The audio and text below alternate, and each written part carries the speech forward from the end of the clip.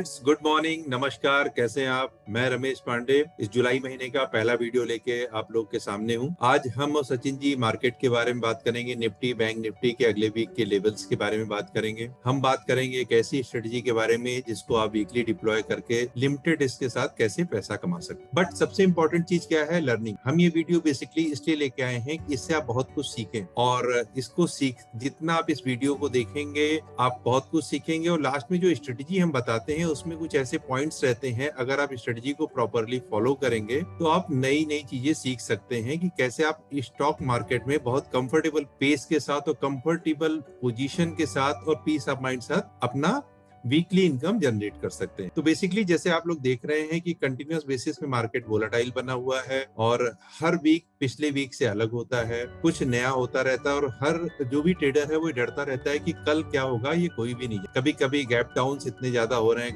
Gap down gap up openings ऐसी हो रही है जो कभी भी नहीं हुई, और अच्छे अच्छे ट्रेडर्स इस टाइम काफी परेशान है इस वोलेटाइल मार्केट। तो इसलिए जो हम ये वीकली बेसिस पे जो वीडियो लेके आए हैं, इसमें जो स्ट्रेटेजी हम डिस्कस करते हैं, तो सचिन जी बेसिकली इसके एक्सपर्ट हैं कि कैसे एडजस्टमेंट किया जाए, कैसे स्ट्रेटेजी को डिप्लॉय किया जाए। तो आप इस वीडियो को ध्यान से देखिए और लास्ट तक देखिए, you will get a lot of thing. तो Sachin ji, over to you. Thank you Ramesh ji. तो हम लोग पहले डिस्कस करते हैं कि लास्ट वीक क्या कुछ रहा है। तो उसके लिए मैं चलता हूँ, स्क्रीन शेयर करता हूँ। ओके, तो पहले हम लोग निफ्टी पे देखते हैं कि निफ्टी ने क्या कुछ किया है पिछले वीक। तो अभी आप देखोगे, हालांकि वॉलेटिलिटी बहुत ज्यादा है मार्केट में, फिर भी लेकिन एक निफ्टी एक रेंज में ट्रेड कर रहा है। लास्ट वीक जो हमने एक रेंज निकाली थी उसी रेंज में ऑलमोस्ट ये ट्रेड कर रहा था। जो लास्ट वीक की जो हमारी रेंज थी वो ऑलमोस्ट लाइक 15,500 से लेके 15,800-900 की एक रेंज, उसी में ये ट्रेड कर रहा है। पूरे वीक के उसी में एक्सपायर हो गया, तो कुछ एडजस्टमेंट्स वगैरह करने की जरूरत। तो यहाँ पे ये थोड़ा सा देखने की जरूरत है यहाँ पे कि अगर आप इस टाइप का जो मार्केट है आजकल,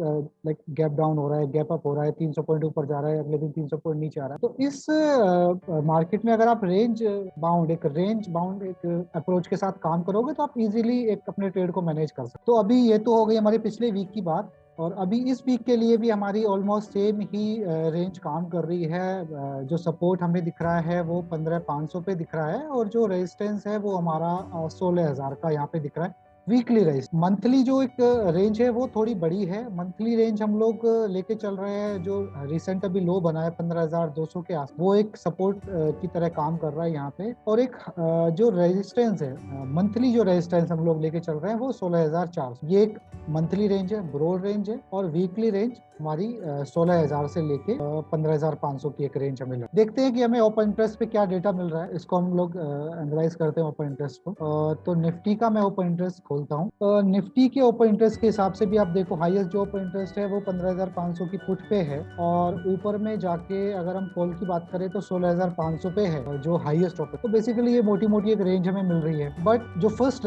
सपोर्ट और रेजिस्टेंस की हम लोग बात करें तो ये है हमारा 15,500 का हमारा एक सपोर्ट जोन है, क्योंकि हमारा यहाँ पे पीसीआर 7.22 है। तो पीसीआर के हिसाब से जो फर्स्ट हमारा जो सपोर्ट है वो 15,500 है, और जो फर्स्ट रेजिस्टेंस है वो हमारा 16,000। तो 15,500 से लेके 16,000 की एक हमारी रेंज मिल जाती है। वीकली के बेस पे आप अपनी वीकली की स्ट्रेटजी बना सकते हो। इसके ऊपर ब्रेकडाउन या ब्रेकआउट देता है तो आप अपने ट्रेड को एडजस्टमेंट कर सकते हो। सेकंड जो हमारा सपोर्ट और रेजिस्टेंस हम लोग लेके चल सकते हैं। जो सेकंड जो हमारा सपोर्ट है यहाँ पे 15,400, और ऊपर में अगर 16,000 का जो सपोर्ट है इसको तोड़ के अगर ऊपर जाता है तो 16,200 का हमारा एक नेक्स्ट रेजिस्टेंस जोन हो सकता है। तो ये एक रेंज को लेके आप ट्रेड कर सकते हो, वीकली की एक स्ट्रेटेजी बना सकते हो, और आपको एक अच्छी स्ट्रेटेजी इसके अंदर मिल जाए। सचिन जी, मैं एक चीज पूछना चाहता था कि मैंने पिछली वीक और पिछले के 2-3 वीक से मैं ऑब्जर्व कर रहा था, मार्केट अगर गैप डाउन या गैप अप हो रहा है लेकिन वो पूरे दिन एक ही रेंज में रहता है। मतलब 200 पॉइंट वो गैप अप हुआ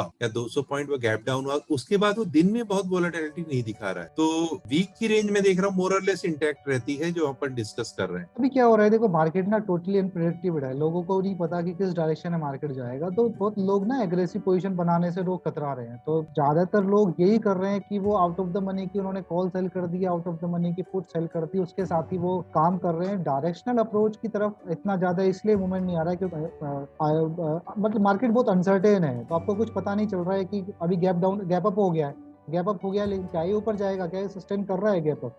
तो कुछ आइडिया नहीं लग रहा है, इसलिए लोग जो है पोजीशन बनाने से लोग कतरा रहे हैं। तो उसमें क्या हो रहा है कि फिर वो आउट ऑफ द मनी के आपने सेल कर दिया तो मार्केट एक फ्लैट ही उस दिन रहता है, तो ज्यादा उसमें आपको एक्टिविटी देखने को मिलती नहीं। ओके। तो नेक्स्ट हम लोग चलते हैं फिर अभी बैंक निफ्टी के ऊपर। बैंक निफ्टी की रेंज हम लोग देख, बैंक निफ्टी भी ऑलमोस्ट उसी रेंज में एक ट्रेड कर रही है जो कि हमने लास्ट वीक हमने देखा था कि 32,200-300 की जो एक सपोर्ट जोन था, और ऊपर में आप देखो 34,000 के आसपास जो एक रेजिस्टेंस जोन है वही उसी में ट्रेड कर रही है, पूरे वीक भी इसी में रही है, अभी भी वहीं पे ट्रेड कर रही है। तो कुछ इसमें दिख नहीं रहा हमें कुछ ब्रेकडाउन या ब्रेकआउट, तो इसी रेंज को आप लेके ट्रेड कर सकते हो।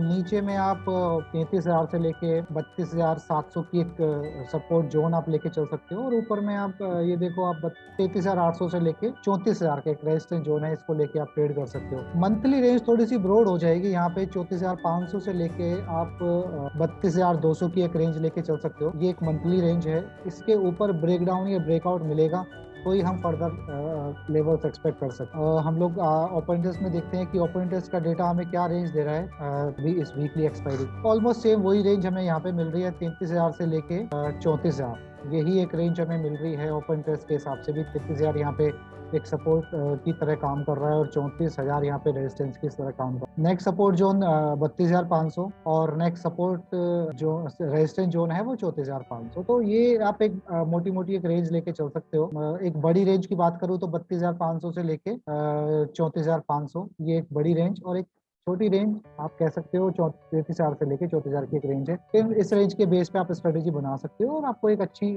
रिस्क एंड रिवॉर्ड रेशियो के हिसाब से आपको स्ट्रेटेजी मिल जाएगी बनाने। तो ये लेवल्स तो हो गए, एक रेंज बाउंड एक अप्रोच हो गई है। तो जैसे कि आप रमेश जी, आप डायरेक्शनल ट्रेडर हो, आप प्रेफर करते हो डायरेक्शनल में ट्रेड, तो काफी सारी क्वेरीज मेरे पास आती है डायरेक्शनल ट्रेडर्स की तरफ से भी। तो मेरे दो क्वेश्चंस हैं जो मैं आपसे एज ए डायरेक्शनल अप्रोच के रूप में मैं पूछना चाहता हूँ कि अगर हम एज ए डायरेक्शनल कोई ट्रेड लेना चाहते हैं इंट्राडे, तो किस टाइम हमें फर्स्ट ट्रेड अपना प्लान कर। बेसिकली जो डायरेक्शनल ट्रेडिंग है, ये इसमें काफी चीजों का एक्चुअली ध्यान रखना पड़ता है। जैसे आपकी स्ट्रेटजी है, तो इसमें हमने एक लिमिटेड स्ट्रेटजी है फॉर्म कर दिया, और हम बहुत कंफर्टेबल होके इस स्ट्रेटजी को फॉलो करते रहेंगे, और थोड़ा बहुत मतलब दिन में अगर आधे घंटे भी देते हैं, तो मार्केट आवर्स के बाद भी आधे घंटे देते हैं, तब भी काम अपना चल जाए। लेकिन अगर आप डायरेक्शनल ट्रेडर हैं तो आपको काफी एक्टिव ट्रेडिंग करनी पड़ती है। तो इसके लिए हमें जो ट्रेडिंग है बेसिकली ये देख के करनी पड़ती है कि हमारा आज डायरेक्शन किधर है, और उसके लिए हमें जरूरी है कि हमारा ट्रेड टाइमिंग सही। टाइमिंग का क्या होता है कि कई बार क्या होता है कि 9:15 में जैसे ही मार्केट ओपन होता है, कई लोग उसमें जंप कर जाते हैं। ऐसा कभी भी नहीं करना चाहिए, और बिल्कुल भी नहीं करना। आपको जब भी ट्रेड लेना है, आप मार्केट को सेटल डाउन होने दीजिए। आप 10:30 से 11 के बीच में आप ट्रेड लीजिए।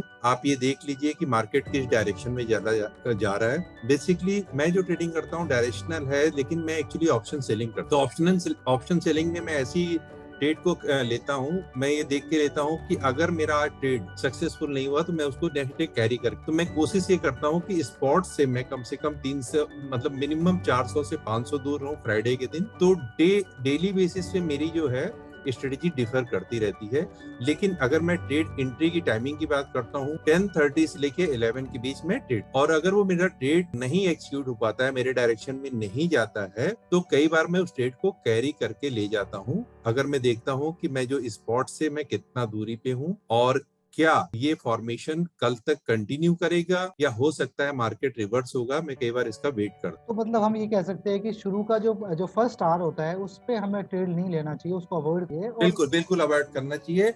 हमें अपने सारे पैरामीटर्स को देख लेना चाहिए कि अगर सपोज आप बुलिश, और आप बुलिश हैं, तो आप बुलिश किन कारणों से हैं। आपने कुछ पैरामीटर्स बना रखे होंगे। आपने देखा होगा कि ग्लोबल इंडाइसेस जो हैं पॉजिटिव हैं, आपने वो बना रखा होगा। आपने देखा होगा कि अगर आप निफ्टी में बुलिश हैं, तो आप देख रहे होंगे कि निफ्टी के जो हैं, जो मेजर वेटेज वाले शेयर्स हैं वो पॉजिटिव हैं, तो आप जो है बुलिश हैं। मतलब जो भी सबका अलग अलग बेसिकली क्राइटेरिया है। बैंक निफ्टी में ट्रेड कर रहे हैं, तो आपने देखा होगा कि HDFC, ICICI बैंक और जो बैंक्स हैं वो अच्छे परफॉर्म कर रहे हैं, तो आप बुलिश हैं। तो लेकिन आपको मार्केट को सेटल डाउन होने का टाइम देना पड़ेगा। तो पहला जो घंटा होता है उसमें चीजें सेटल डाउन होती हैं। उसके बाद हमें पता चलता है कि आउटलेट एडिशन किधर हो रहा है, किस तरफ OI एडिशन हो रहा है, किस तरफ ओपन इंटरेस्ट क्रिएट हो रहा है। तो उसको देखते हुए हम जो है ट्रेड में एंटर करते हैं, और पूरे कन्विक्शन के साथ एंटर करना चाहिए ट्रेड में। ये नहीं हुआ कि आपने बिना कम कन्विक्शन के साथ आप ट्रेड में एंटर हो गए, थोड़ा सा आपका लॉस हुआ और फिर एग्जिट आप मार। आपको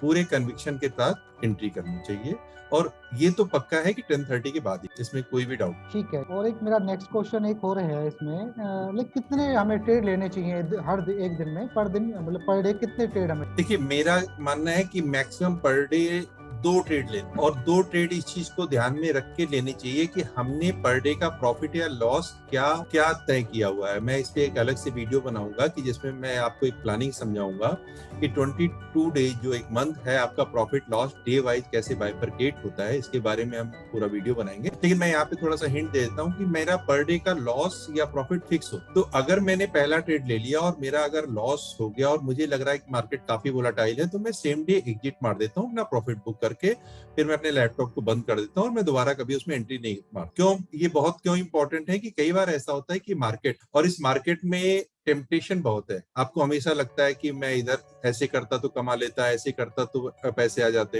लेकिन ऐसा होता नहीं है। कई लोगों को मैं जानता हूँ, सुबह वो 40,000 रुपए के प्रॉफिट में होते हैं और शाम को पता चला 60,000 रुपए माइनस चले, ऐसा भी होता है। तो बेसिकली हमें टेम्पटेशन से बचना है। हमने अगर एक ट्रेड ले लिया और ट्रेड हमारे डायरेक्शन में चला गया, तो हमें बिल्कुल लैपटॉप को बंद। 2 ट्रेड की बात मैं क्यों कर रहा हूँ कि सपोज हमने एक ट्रेड लिया और ट्रेड वो हमें सक्सेसफुल नहीं हुआ, हमने फिक्स कर रखा है कि मेरा लॉस जो है 20,000 रुपए ही होगा, इससे ज्यादा का लॉस मैं बियर। तो अगर हमने पहला ट्रेड लिया और हमारा 10,000 रुपए का लॉस हुआ और मुझे लगा कि मतलब और भी चीजें हम देखते हैं, हमें लगा कि सारी चीजें अगेंस्ट हो रही हैं जो हमने सुबह सोचा था, तो हम अगर 10,000 रुपए के लॉस को बुक करके बाहर आ सकते हैं और हमारी डे की लिमिट लॉस की 20,000 है, तो 10,000 नेक्स्ट 10,000 का हम एक और रिस्क ले सकते हैं। वो जो होगा वो 1:30 से लेके 2 o'clock, 1:30 से 2 बजे के बीच हम एक और ट्रेड लेंगे और फिर वो हमारा लास्ट ट्रेड होगा। अगर वो हमें अगर गेन करा देता है, हमारी रिकवरी हो जाती है, तो वेल एंड गुड है, और अगर रिकवरी नहीं होती है तो हम 20,000 का मैक्सिमम लॉस बुक करके उस दिन का। बेसिकली लाइक हम लोग एक लॉस और प्रॉफिट का एक क्राइटेरिया फिक्स कर सकते हैं, अगर हमारा वो अचीव ये हो गया। सचिन जी, ये बहुत ही इंपॉर्टेंट है। जितने आप नए ट्रेडर्स को देखेंगे उनके मैक्सिमम लॉस इसलिए होते हैं कि उनको पता ही नहीं कि उनको ट्रेड मार्केट से क्या चाहिए। बेसिकली मैंने कई ऐसे लोगों का मैं मिलता हूँ, बात करता हूँ, मेरे को फोन्स आते हैं कि सर सुबह मैं 50,000 के प्रॉफिट में था, 10,000 के प्रॉफिट में था, लेकिन मैं 30,000 माइनस हो गया, 10,000 माइनस हो गया, मैं बहुत दुखी हूँ। तो दोस्तों, ये जो हम ट्रेडिंग करते हैं ये कोई जुआ नहीं है, गैम्बलिंग नहीं है, और हम फन के लिए नहीं कर रहे हैं, इसमें पैसा लगता है।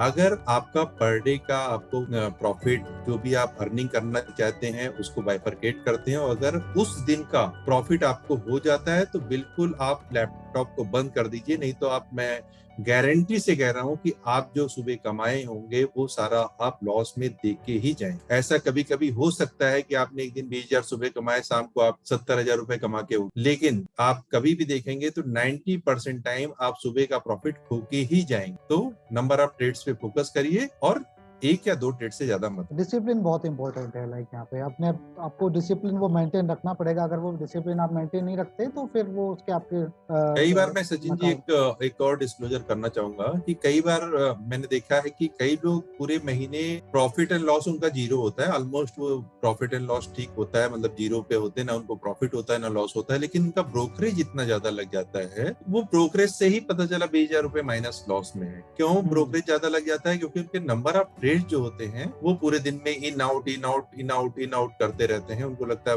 पी ले लिया, फिर सी ले लिया, फिर पी ले लिया, फिर सी ले लिया। तो ऐसा नहीं करना है। आप एक स्ट्रेटजी बनाइए, चाहे वो डायरेक्शनल हो चाहे नॉन डायरेक्शनल हो, और एक कन्विक्शन के साथ ट्रेड में एंटर करिए। और आपकी चीजें अगर फिक्स है, आपको मालूम है कि मेरा 10,000 रुपए मैक्सिमम मैं लॉस बियर करता हूँ, तो 10,000 तक आप रुकिए, कोई इशू नहीं है। और प्रॉफिट में भी आप ध्यान रखिए, अगर 20,000 रुपए का आपका प्रॉफिट फिक्स है आज का, तो 20,000 रुपए मिलते तो डिसिप्लिन वेरी इंपॉर्टेंट। जैसा ठीक, तो ये है आपकी, आप पहले आवर को छोड़ के आपको ट्रेड लेना चाहिए और एक फिक्स करना चाहिए कितना मेरा मैक्सिमम लॉस कर सकता हूँ, क्या मेरा टारगेट है। जब आपका आ जाता है, अगर पहले 5 मिनट में आ जाता है ट्रेड लेने के, तो आप बंद करो उस दिन को और फिर अपना वो दिन यूटिलाइज करो कुछ और लर्निंग में या कहीं, ये बहुत इंपॉर्टेंट है। ठीक, तो अभी हम आगे बढ़ते हैं और अभी मैं शेयर करता हूँ यहाँ पे जो हमने स्ट्रेटेजी बनाई है, एक रेंज बाउंड स्ट्रेटेजी बनाई है निफ्टी, जो आने वाला वीक है उसके। तो जैसे कि हमने रेंज यहाँ पे देखा है, निफ्टी की जो रेंज हमने निकाली 15,500 से लेके 16,000 की जो रेंज निकाली है, उसी के बेस से मैंने ये स्ट्रेटेजी, मैंने यहाँ पे क्या किया है, 15,550 की पुट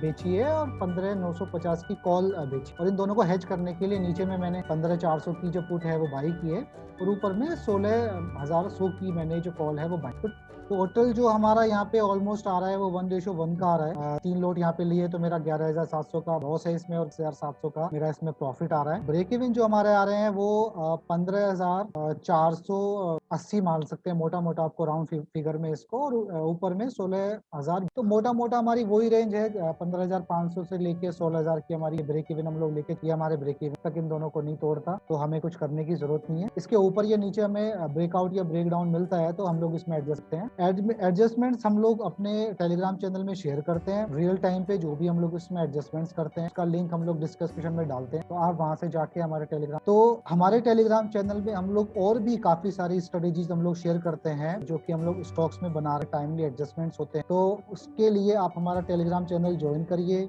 अगर आपको वीडियो अच्छी लग रही है इसको लाइक करिए, शेयर करिए और हमारे चैनल को सब्सक्राइब करिए, ताकि हम लोग ये मोटिवेशन हमें मिलेगा आने वाले टाइम में हम और अच्छी वैल्यूएबल वीडियोस हम लोग बना पाएं। कुछ भी आपका फीडबैक है आप हमें कमेंट सेक्शन में बताइए कैसे हम इसको और इम्प्रूवमेंट कर सकते हैं, या आपके क्या क्वेश्चंस हैं, क्या आपकी क्वेरीज है कि जो हम लोग आगे नेक्स्ट वीडियो में डिस्कस करें जिस पे, वो भी आप हमारे कमेंट। तो thank you Ramesh ji for your valuable insight.